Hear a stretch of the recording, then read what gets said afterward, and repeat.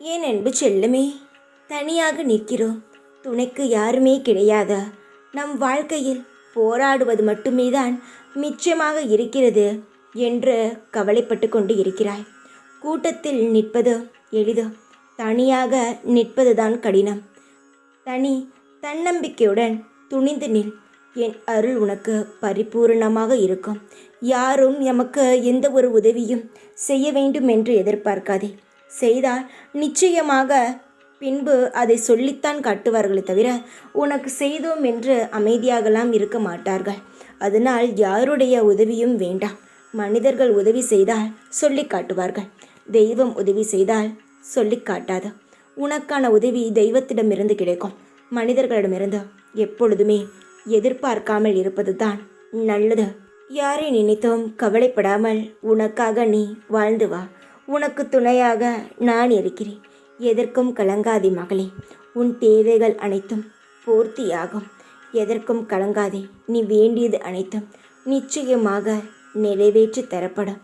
நீ எனக்காக 12 நாட்கள் இதை ஒன்று மட்டும் செய்து வா.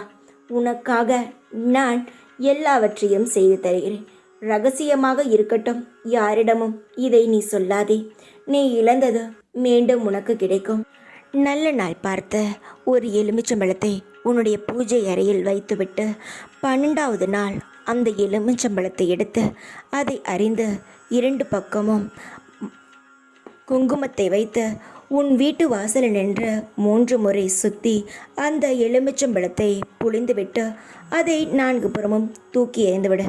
அதற்கு பிறகு நீ திரும்பி பார்க்காமல் உன் வீட்டுக்கு வந்து உன்னுடைய கைகளையும் கால்களையும் நன்றாக துடைத்துவிட. அதற்கு பிறகு பார், உன்னை பிடித்திருந்த தர்த்திரியமும் கண்திஷ்டியும் தேவையில்லாத சக்திகளும் உன்னை விட்டு அந்த நொடியை ஓடிப்போகும். இது நிஜம். நான் சொல்வதை நீ செய்துவிட்டு பிறகு உன் வாழ்க்கையில் நடக்கும் அற்புதங்களை மட்டும் வேடிக்கை பார். இது நான் உனக்கு கொடுக்கும் ஒரு வாய்ப்பு. இதை நீ செய்யும் பொழுது உன் வாழ்க்கையில் இருக்கும் அனைத்து தர்த்திரியங்களும் உன்னை விட்டு விலகி உன்னிடம் நீ இழந்தது மீண்டும் உனக்கு திரும்ப கிடைக்கும்.